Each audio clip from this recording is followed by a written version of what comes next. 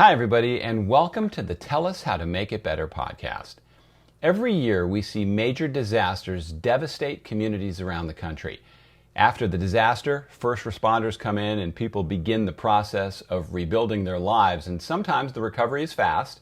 Often it takes years, and sometimes people never get back to where they were before the disaster. So how do we do a better job of preparing for the actual disaster? What can everyone be doing so when bad things happen, the road to recovery isn't as difficult?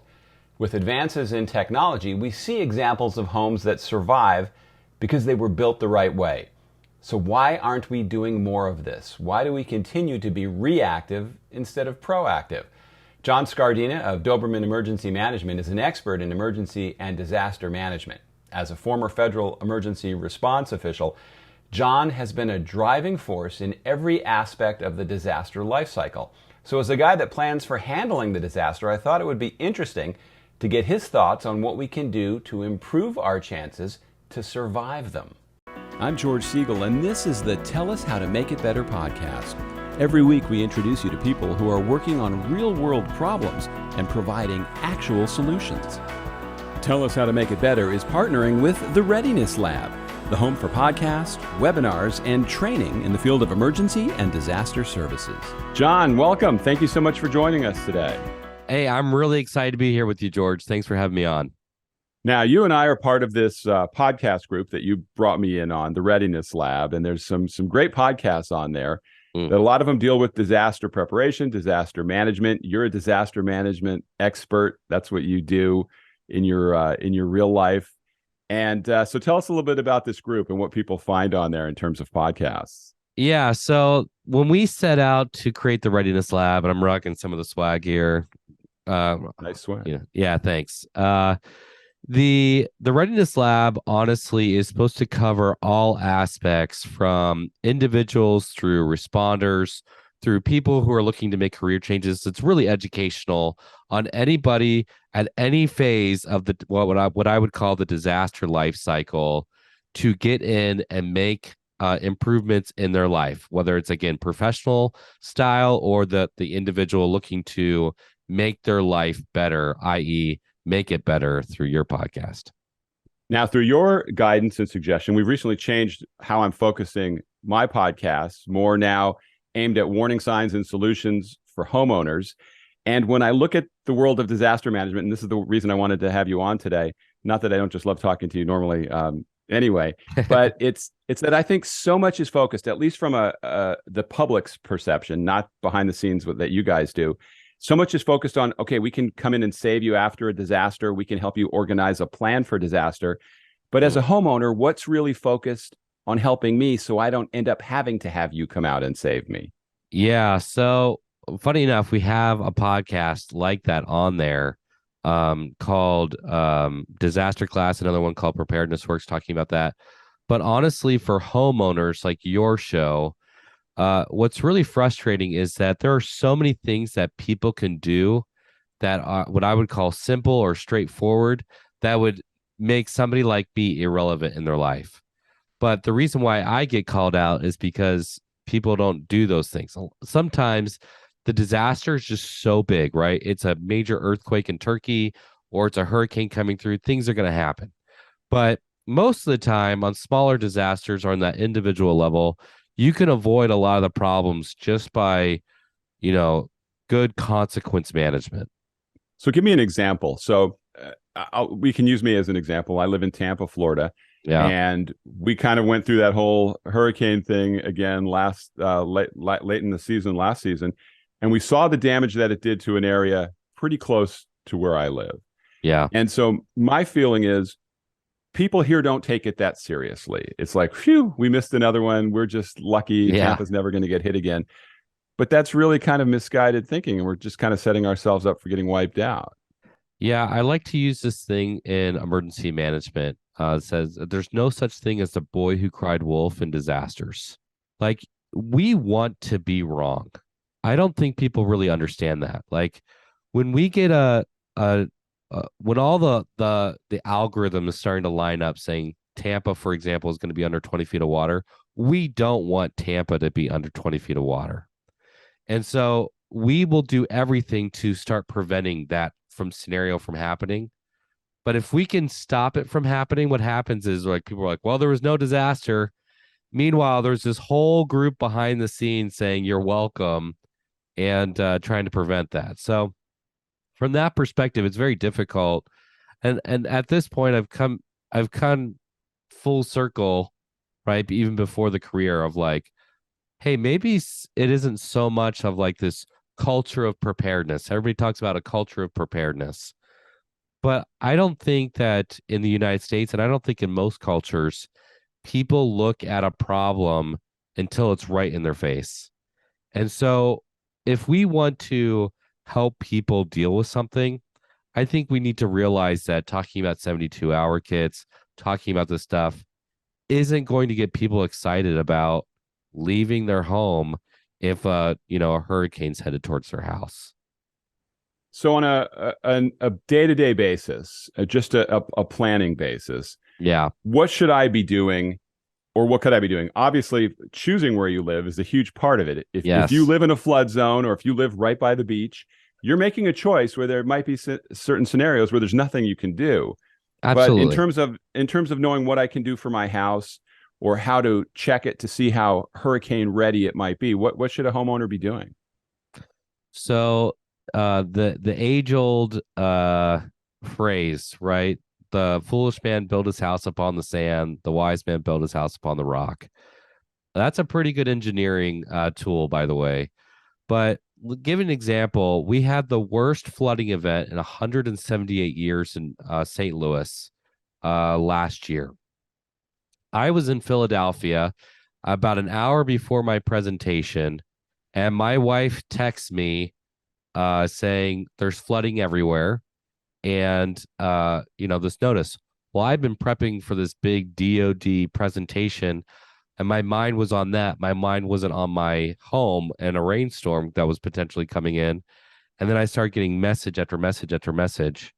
And thank goodness we had chose to, even before we moved into this house, we didn't want to live in a flood zone.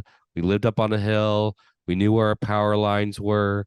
We knew where some of this stuff was going to be. And so we had set it up where our house was fine. Unfortunately, some of our neighbors, some of our friends in our community were not so lucky, but it's because they did that. Now, I live in St. Louis, Missouri. There's tornadoes here, right? And so I think like this idea, again, to your point of, if you choose to live in a flood zone, everywhere you live is going to have a hazard. Everywhere you live, you need to know what the hazards you're willing to accept. A really easy way to figure that out is just your insurance policy. Your insurance is going to tell you pretty fast, hey, you live in a flood zone. We're going to insure this. We're not going to insure that. And so, you're just rounding this out. It's kind of long, but, you asked, what can a homeowner do? Well, you have a great documentary talking about building codes, talking about shoring your house up. You talk about all these things. I really focus on insurance. So when I would go to my insurance company and say, what do I need to do to reduce my policy for my home? They might say, get two extra cameras on your house. That will reduce your policy. These type of locks will reduce your policy. Doing this to your foundation will do that to your policy. So you don't have to guess. You can actually go to your insurance company and they can start telling you different things to make your house safer. It's time for emergency preparedness to go mainstream. Smart, innovative, practical solutions that match your needs. Instinct Ready educates, prepares, and equips the everyday person for disaster. With promo code MAKEITBETTER, you can access comprehensive preparedness courses and premium go bags. Visit InstinctReady.com with promo code MAKEITBETTER today. Preparedness starts at home.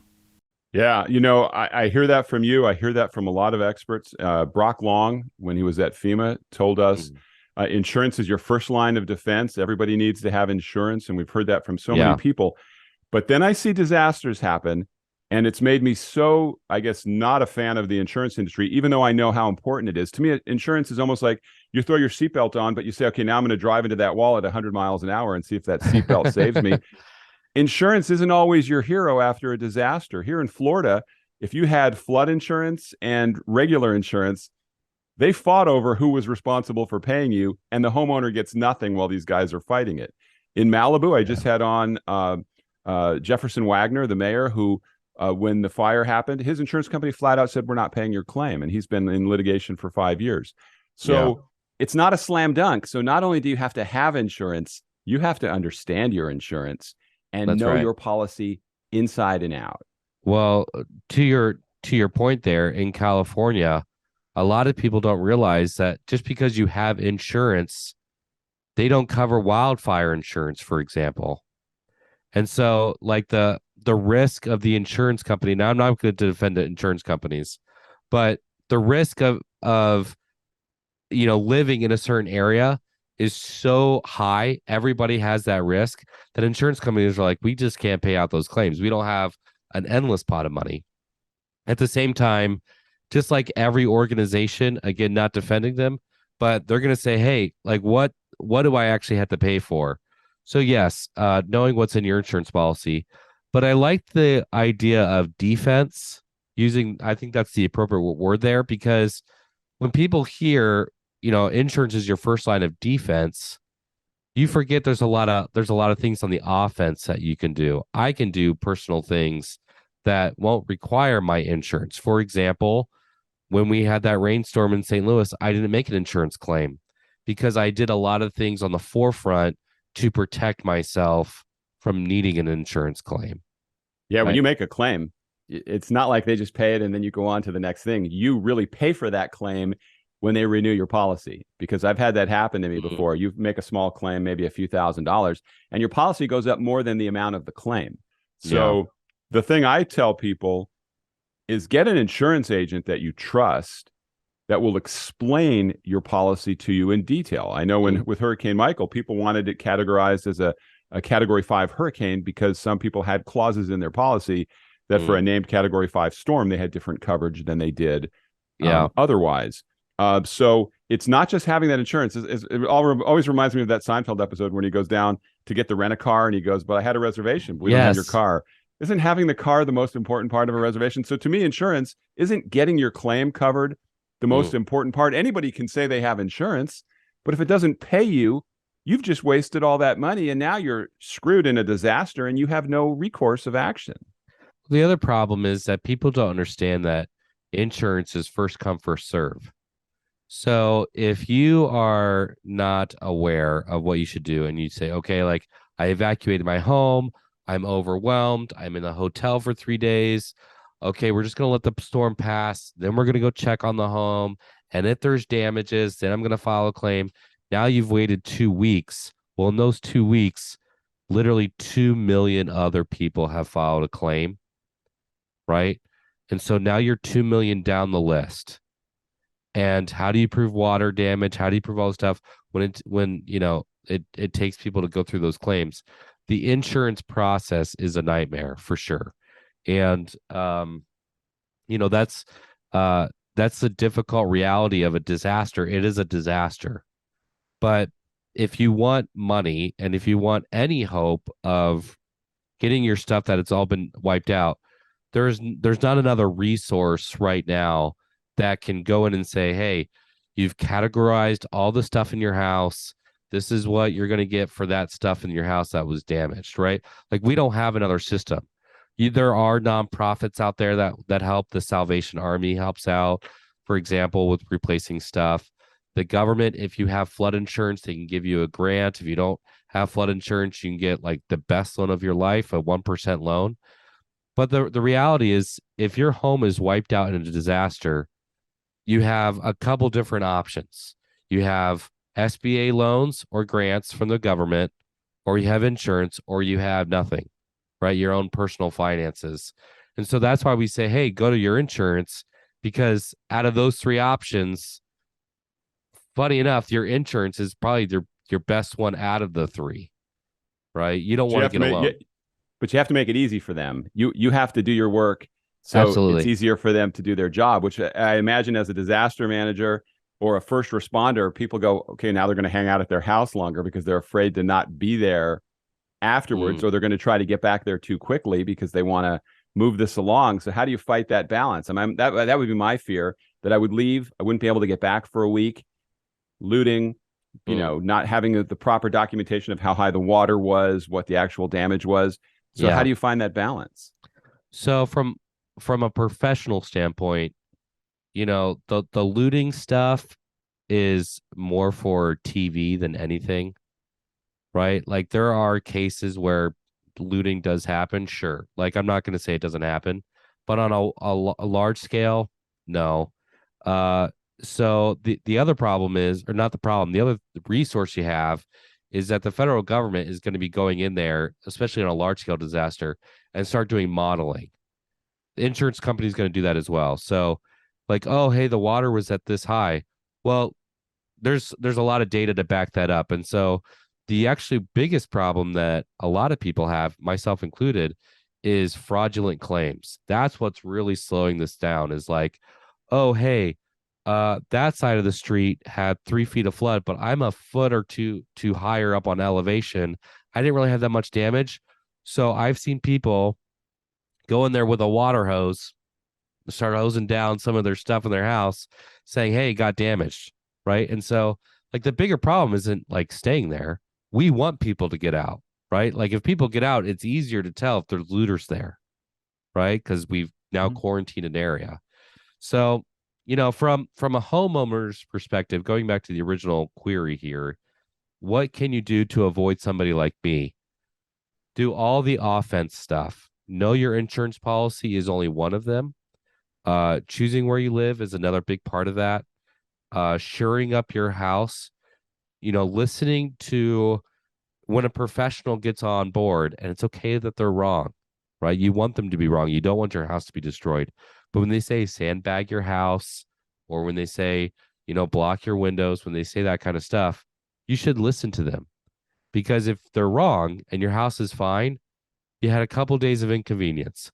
But if they were right, then you just saved your home from a major disaster. That to me is it highlights one of the biggest problems of human nature, I think, is that if you tell me a storm is coming and I go out and get sandbags, put them in front of my garage and my front door, and then it doesn't flood, then the next time I go, they were wrong. What did I waste all my time doing that for? And it's that false sense of confidence that it's not going to happen twice, or it's not going to happen again. I always think the worst thing that happens early in hurricane season is when there's a miss, but they made you evacuate, or they made you get on your defense, because then people think, we're fine. And I don't know why people do that, because we see the video every year of people getting wiped out. The evidence is right in front of our face, but it doesn't seem to be enough to change things on a mass level. I think there's a couple reasons, like the psychology of that, right? Like it didn't happen to me, right? Or I was just inconvenienced, or I didn't go to work. You're blue collar, right? I didn't go to work. I didn't get a paycheck. How am I going to make rent? My landlord's not very nice about it. Right. So it's like, even though the evidence is right there, there's a little bit of narcissism. And there's this idea that narcissism has always existed. Everybody has a little bit of it. Right. If it doesn't happen to me, then why do I care about this? So from that perspective, I understand it. From a data perspective, it doesn't make sense. Again, we have to come to the realization that emergency managers, disaster responders don't want things to happen to you. We are telling you this. It's called a warning for a reason. These people are on a watchtower, and they see bad things coming in. And if it doesn't happen to you, we're very happy. But the reality is, like, people just like, oh, I got inconvenienced.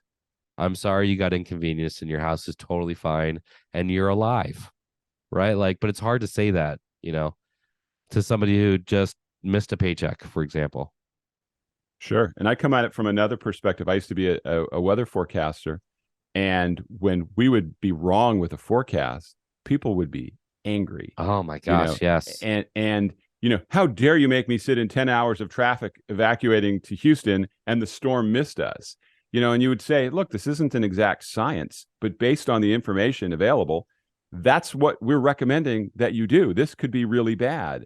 But then when it's not, people just get angry at you, like, how dare you? Well, I've had this thought for a while where, like, mandates, I'm not I used to be a fan of mandates, and I'm not so much a fan of mandates anymore because we have created a culture where unless there is a mandate, people don't act.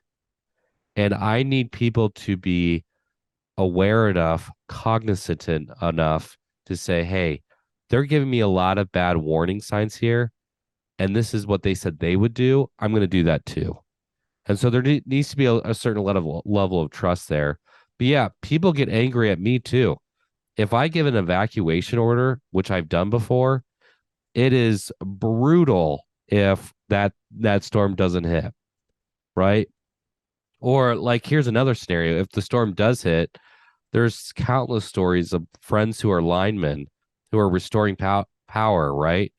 And they'll go in to a restaurant after just working for 12 hours out in the elements, nonstop exhausted, and they just want to eat a sandwich. And there's countless examples of people just berating them. Like, why are you taking a break? I don't have power in my house. What are you doing?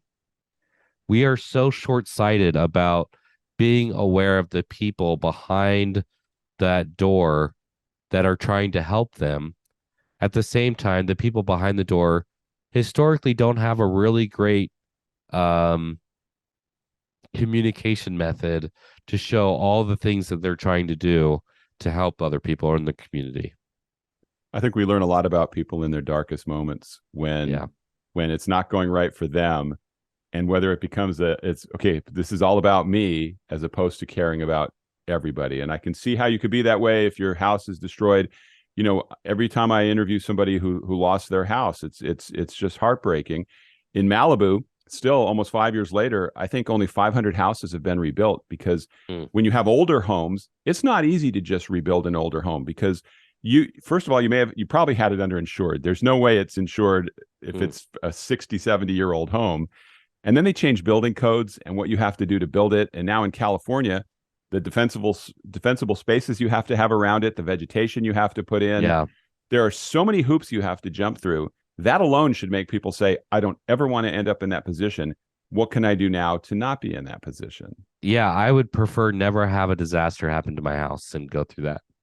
Honestly, it is the worst. The while we're talking on the same subject here, it's bewildering to me to see countless examples of this happening and somehow the message is not clear, right? Like, how many times do we have to help people out say the same thing over and over again before it becomes like solidified in their mind, right? Don't stay in this storm. Get out. It's better to be inconvenienced than to be dead. Like, we could stop active shooters in the United States today. I'm highly convinced of that. But we have a cultural problem. We have a law problem. We have a political problem.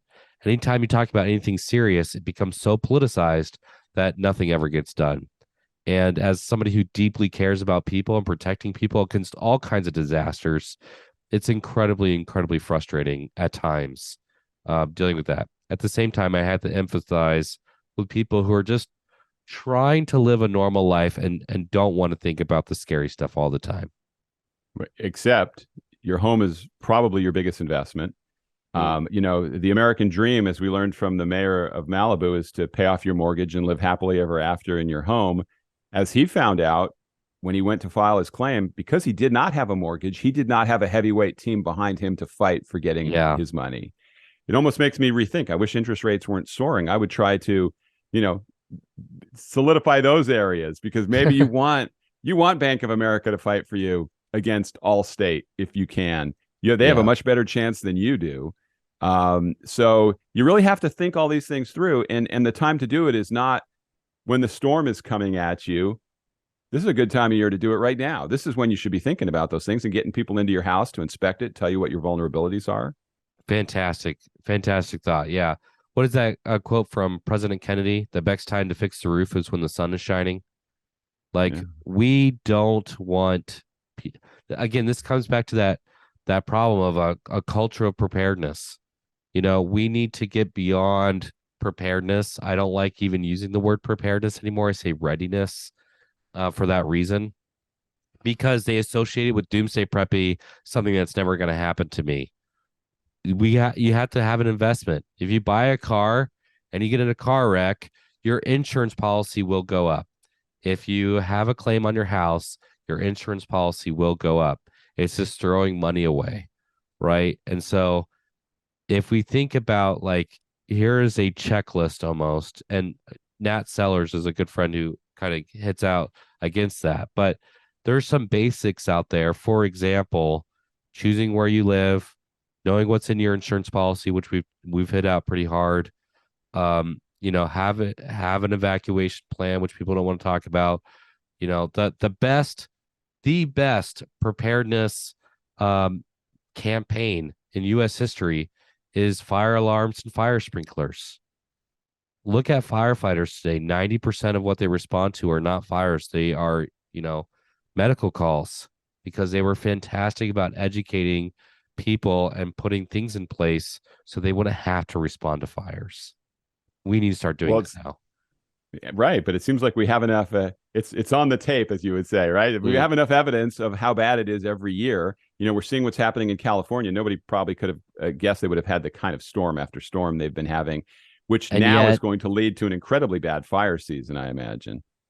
Well, the stupid thing about California, and I did a podcast about this on Disaster Tough, is that for all the rain that has fallen on that state, and historically, most of the water that they get in the state are from atmospheric rivers, 90% of that is going out to the ocean. They're losing all that water. They're in a drought. They complain about a drought all the time. And yet, because of stupid policy, right? Emergency managers not influencing that policy, homeowners not influencing that policy, they didn't put the things in place to protect or to capture all that water that's fallen on the state. So they just went through another bout of another atmospheric river that's going to come through, and they're going to lose all that water again. So, even when they're given a, like a golden egg, right? You have a drought, here's all the water. Let's not keep it, right? Another problem. I think there's going to be some sad stories coming out of there in the fall when everything dries out again, but all that brush and things regenerated with all the moisture that they're having, and the fire situation is only going to get worse. What was interesting was I'm reading about here in Florida is the newer structures in Hurricane Ian held up pretty well. The newer things that were built to code, and I don't even like that term. I like thinking beyond code. What can we do to, that's what I keep hearing. But so if you live in an older home, history has shown you are the most vulnerable, it appears, to any kind of disaster. You really need to know what you're living in and what it can handle. We say that if you want to know where the tornado is going to go, look for the trailer homes. Trailer homes are historically built in floodplains, open areas, low lying areas, and cheap land. And so, knowing where you live, very, very important. Knowing the structure that you have, where to go inside that structure if something's going to happen to you. Absolutely. Especially with hurricanes. I mean, hurricanes are a water problem and they are a wind problem. There's a comedian. Oh man, what's his name? Ron White, maybe? He talks about a guy who wants to show how strong he is. And so he's 50 years old. He's in the best shape of his life. He says, I'm going to tie myself to the beach to show that I'm stronger than this hurricane that's going to come in. And he says, it isn't that the wind is blowing. It is what the wind is blowing. If you get hit by a Volvo, it doesn't matter how strong you are, And so, there's examples of that, of people think they're stronger than a hurricane. That's ridiculous, right? Yeah, I don't know. There's a meme. I think I sent it to you. It's funny, but it's not, because it deals with a serious situation. It was a tornado holding a cell phone, Googling trailer parks near me. And there are some areas that just seem to be bullseyes for those kind of things. Yeah. Although this year we've seen with some of those storms, neighborhoods that look like they were nicer neighborhoods that just got destroyed by tornadoes. Well, to your point, again, newer homes, hopefully better building codes. That stuff is going to matter a lot. I I cannot even get it anymore. There is more than enough data. We should have building codes that should stop majority of wind events, hurricanes included. We can stop this stuff. People don't have to die. I was in Georgia in 2017 and I was on the national strike team and unfortunately had a really rough day with dealing with some loss of life. And the frustration was through the roof. We know how to stop this stuff. We do. We can stop it. And yet people are still being hurt because of just honestly greed and really crappy policy. And I think it's time that homeowners, the individuals, start saying things like, I don't want to live in a home that is vulnerable to X. If I know I'm going to live in this hazard zone, I want to live on the beach and experience, beach life, a phenomenal life 90% of the year. I want to protect myself against that 10% time when the hurricane could come in and wipe this out, right? Like tornadoes, the same thing. Wildfires, the same thing. Living downstream from a plant that is just pumping out the worst of the worst. Like we know how to stop this stuff. It's up to homeowners to start influencing policymakers, and really building new buildings. Saying, I won't live here unless you do this. Absolutely. People need to put their feet down. We interviewed Roy Wright in our film, and he was talking about how if the tornado goes right over your house, okay, sometimes there's nothing you can do. But it's the areas around it, as you get out a quarter mile, a half mile, that when they change the codes and just tighten things up a little bit with garage doors, with the way the house is bracketed, with the way things are done, they save those houses from being destroyed. And it makes a major difference in how life gets back to normal. But most people don't want to even think about it. They just want the nice features in their home, and they're happy because they don't think that the disaster is going to hit them. Yeah. Funny enough, tornadoes, there's a really great book, Social Vulnerability of Disaster. And it talks about how any disaster does not create new problems in a community. It highlights the good and the bad. And if you have a problem in your community beforehand, it's going to highlight that. If you build crappy buildings, it's going to show you that you built crappy buildings. If you had people that got along and were helping other people, those people will help people more. If they were narcissistic and cut people off and were rude, they will become worse, right? It just highlights it. And it's a really fascinating book. But in that, it talks about how tornadoes specifically cause more questions about deity and after action than any other type of disaster. Because tornadoes pick up, they can move, and they can slam back down. And so, for example, in Georgia, in 2017, I'd be driving this neighborhood, taking damage assessments, and it'd be destroyed house after destroyed house after destroyed house. And then we came up to a house that was right across the street from a fire station, funny enough. And it was perfectly manicured. The house looked beautiful, green lawn, it looked like it just been mowed. The flowers are gorgeous, and the rest of the houses were destroyed. And it wasn't so much that it was building codes, it was just the way the tornado. And so you get people start asking questions like, I'm a horrible person, my neighbor's a good person, why did it happen to them? Or I'm a good person, he's a horrible person, why did it happen to me? And so you start asking these questions, but again, you don't have to ask those questions. A hurricane could come through right over your house, and it could be a crazy few hours, and you could say, wow, that was a crazy few hours. We could get to that point, but we don't. And I think it's time to start kind of waking up to the music there that we need to make changes. Yeah, Hank Ovink said in our film that a disaster is like an X-ray or an MRI. It shows you where the vulnerabilities are. It shows you where your problems are. And that's what everybody should be thinking about. And I would encourage anybody that has a home or you live in an apartment, you want to know how that apartment was built. Is it mostly wood? Is it concrete? How are the stairwells for evacuation? Did they do everything right? Because a lot of times somebody else's screw up could end up costing you your life. Absolutely. I mean, that happens all the time. Like, the reality is that, like, sometimes it's not negligence, sometimes it's incompetence, sometimes it's just human error. Most 99% of plane crashes are caused by human error. They did something wrong at some point in the process, right?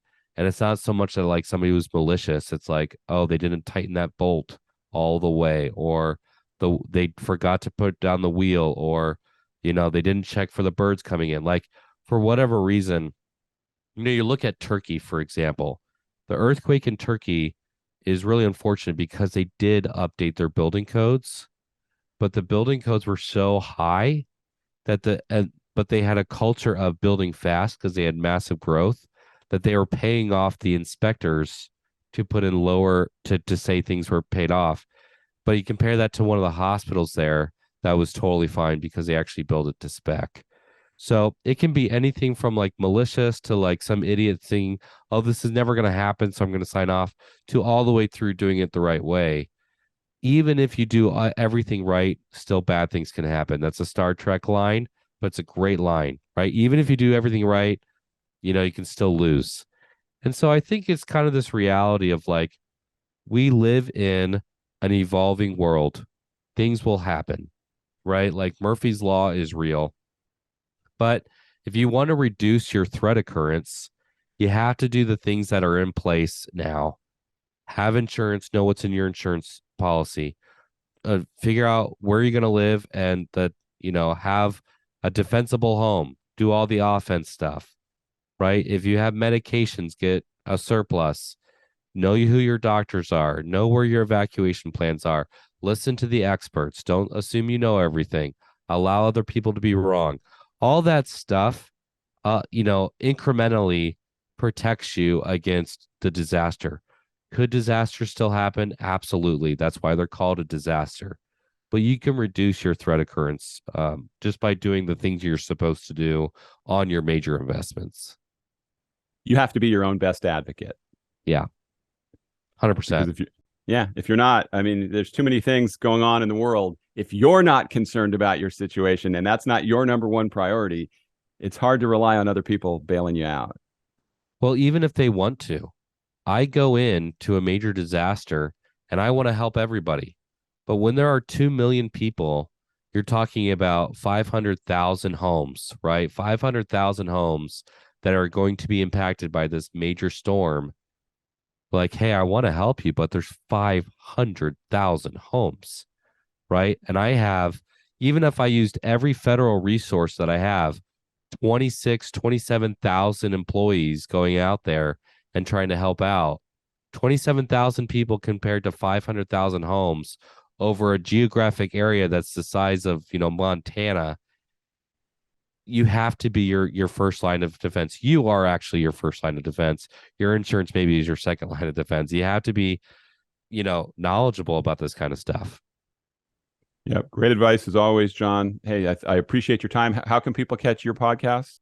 Yeah, all they have to do is find Disaster Tough Podcasts on any major channel. We're on everywhere on social media. So Disaster Tough Podcasts as part of the Readiness Lab. Awesome. Thank you for the time. And let's hope we don't need you for a while, right? Let's hope that there's no disasters. Let's have fun and not, disaster fun for sure. Thanks for listening to the Tell Us How to Make It Better podcast. If you have a disaster story that you'd like to share, I'd love to hear from you. There's a link in the show notes to a contact form. Just click it and fill it out.